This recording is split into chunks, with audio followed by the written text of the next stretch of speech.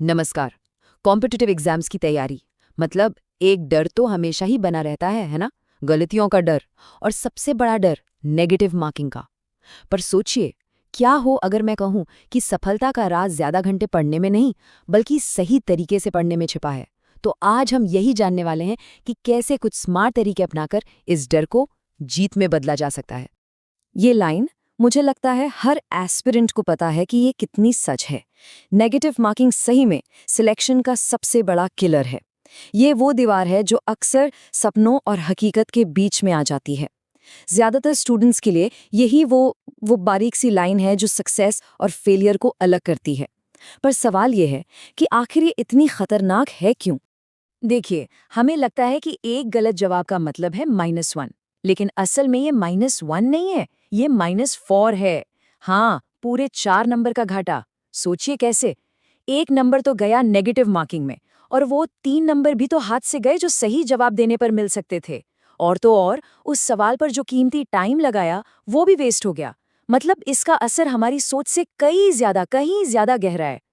तो इस चैलेंज से निपटने का हमारा गेम प्लान क्या होने वाला है? अगले कुछ मिनटों में हम इन 6 स्टेप्स को देखेंगे। हम सिर्फ असली दुश्मन को पहचानेंगे नहीं, बल्कि उसे हराने के लिए जो सबसे बेस्ट हथियार हैं, उन्हें भी जानेंगे।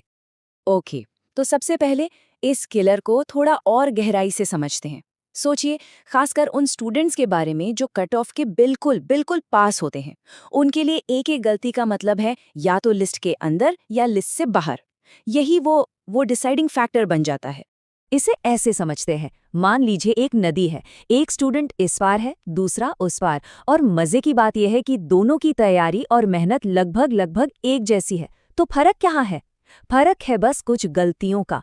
जिसने अपनी नेगेटिव मार्किंग को मैनेज कर लिया, वो नदी पार करके सफलता तक पहुंच गया, और जो चूक गया, वो बस इसी पार रह गया। अब यहाँ कहानी में एक मजेदार ट्विस्ट है। क्या हो अगर मैं ये कहूं कि नेगेटिव मार्किंग हमारा असली दुश्मन है ही नहीं? नहीं, ये तो बस एक सिम्टम है, एक लक्षण। असली बीमारी, जो असली जड़ है, वो तो कहीं और ही छुपी है। तो वो असली दुश्मन है क्या? वो है रट्टा मारने की आदत, जिसे कहते हैं क्रैमिंग। हमें क्या लगता है कि एक ही बार में घंटों घंटों तक पढ़ने से सब कुछ याद हो जाएगा, है ना? लेकिन सच तो ये है कि ये बस एक ज्ञान का भ्रम पैदा करता है। इसका स्मार्ट तरीका है स्पेस्ड रिपीटेशन। मतलब किसी भी टॉपिक को एक ही बार में खत्म करने के बजाय उसे थोड़े थोड़े गैप पर दोहराना। बस इससे क्या होता है, जानकारी दिमाग में एकदम पक्की हो जाती है। तो सवाल ये उठता है कि ठीक है, स्मार्ट तरीके से पढ़ाई करनी है, पर ये असल में दिखता कैसा है? चलिए अब सीधे कुछ प्रैक्टिकल टेक्निक्स की बात करते हैं। ऐसी टेक्निक्स जिन्हें कोई भी अपनी तैयारी में आज से ही शामिल कर सकता है। तो हमारी स्मार्ट स्टडी टूल किट में पहला टूल है टाइम को मास्टर करना, और इसके लिए पोमोडोरो टेक्निक सबसे असरदार तरीकों में से एक है। ये सुनने में शायद कॉम्प्लिकेटेड लगे, पर है बहुत ही सिंपल, लेकिन उतनी ही पावरफुल टेक्निक। इसका बस एक ही मकसद है, हमारे दिमाग को ये यकीन दिलाना कि अरे बस 25 मिनट के लिए फोकस करना है। इससे होता क्या है, ध्यान भटकने के चांसेस कम हो जाते हैं और कंसंट्रेशन एकदम बना रहता है। और इसे यूज करना तो और भी आसान है। पूरा साइकिल बस इतना सा है, 25 मिनट एकदम फोकस से काम करो, फिर 5 मिनट का छोटा सा ब्रेक ले लो। जब ऐसे 4 साइकिल मतलब 4 पोमोडोरोस पूरे हो जाएं, तो फिर एक लंबा ब्रेक 20-30 मिनट का। ये जो रिदम है ना, ये दिमाग को फ्रेश रखता है, थकान से बचाता है, और सबसे जरूरी पढ़ाई की क्वालिटी को कई गुना बढ़ा देता है। ओके, तो फोकस करना तो हमने सीख लिया। अब अगला स्टेप क्या है? जो पढ़ा है उसे याद कैसे रखें? तो अगली टेक्निक सीधे हमारी सबसे बड़ी प्रॉब्लम यानी भूलने की आदत पर अटैक करती है।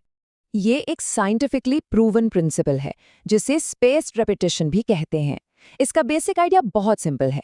हमारा दिमाग किसी भी इंफॉर्मेशन को तब बेहतर याद रखता है जब हम उसे थोड़े थोड़े टाइम गैप पर रिवाइज करते हैं, ना कि तब जब हम एक ही बार में सब कुछ रटने की कोशिश करते हैं। इसका असर आप खुद देखिए। जब हम रट्टा मारते हैं तो अगले दिन तो लगता है कि वाह सब याद है, लेकिन एक हफ्ता गुजरते गुजरते ज्यादातर चीजें दिमाग से गायब। और दूसरी तरफ जब हम स्पेस्ड स्टडी करते हैं, मतलब गैप दे देकर दोहराते हैं, तो एक हफ्ते बाद भी उस टॉपिक पर हमारी पकड़ मजबूत बनी रहती है। तो गोल एकदम क्लियर है। हमें करना क्या है, किसी भी टॉपिक को पहले दिन रिवाइज करो, फिर तीसरे दिन, फिर 7वें दिन। इस तरह से हम उस जानकारी को शॉर्ट टर्म मेमोरी से लॉन्ग टर्म मेमोरी में ट्रांसफर कर देते हैं और यही है परमानेंट नॉलेज की चाबी। अच्छा, अब आते हैं हमारी स्मार्ट स्टडी टूलकिट के आखिरी हथियार पर।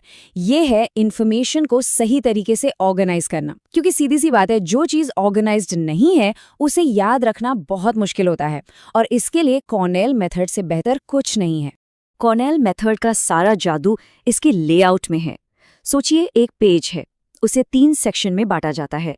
एक बड़ा सा कॉलम होता है दाईं तरफ, जिसमें आप क्लास के दौरान मेन नोट्स लेते हैं। फिर बाईं तरफ एक पतला कॉलम होता है, जिसमें आप बाद में उन नोट्स से जुड़े सवाल या कीवर्ड्स लिखते हैं। और सबसे नीचे एक छोटा सा सेक्शन होता है पूरे पेज की समरी के लिए। ये मेथड नोट मेकिंग को एक पैसिव काम से एक एक्टिव लर्निंग प्रोसेस में बदल देता है। मतलब आप सिर्फ लिख नहीं रहे हैं, आप उस जानकारी से सवाल पूछ रहे हैं, उसे अपने शब्दों में दोहराने की कोशिश कर रहे हैं, उस पर सोच विचार कर रहे हैं। इससे होता क्या है?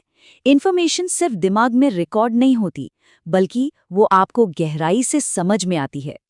तो अब सबसे बड़ा सवाल, इन सभी पावरफुल टेक्निक्स को एक साथ एक रूटीन में कैसे फिट किया जाए। चलिए एक सैम्पल वीकली गेम प्लान देखते हैं जो इन सारे तरीकों को एक्शन में लेकर आता है। ये एक सैम्पल प्लान है, इसे अपने हिसाब से बदला जा सकता है। पर यहाँ ध्यान देने वाली बात क्या है? देखिए, हर स्टडी सेशन में फोकस के लिए पोमोडोरो टेक्निक यूज हो रही है। शाम का टाइम रखा है कॉर्नेल नोट्स को रिवाइज करने के लिए। और सबसे इंपॉर्टेंट, बुधवार और गुरुवार को क्या हो रहा है? Active recall. मतलब जो सोमवार और मंगलवार को पढ़ा था उसे बिना देखे याद करने की कोशिश। यही है स्पेस्ड रिपीटिशन का सबसे पावरफुल तरीका। तो आखिर में बात बस इतनी सी है, सक्सेस का राज इस बात में नहीं है कि कितने घंटे पढ़ाई की, बल्कि इस बात में है कि उन घंटों की क्वालिटी कैसी थी। स्मार्ट तरीके से की गई कुछ घंटों की पढ़ाई बिना किसी प्लान के की गई घंटों की मेहनत से कहीं कई ज्यादा असरदार होती है। तो अब असली सवाल ये है, इन सभी स्मार्ट तरीकों में से वो कौन सा एक तरीका है जिसे आज से ही अपनी आदत में शामिल किया जाएगा?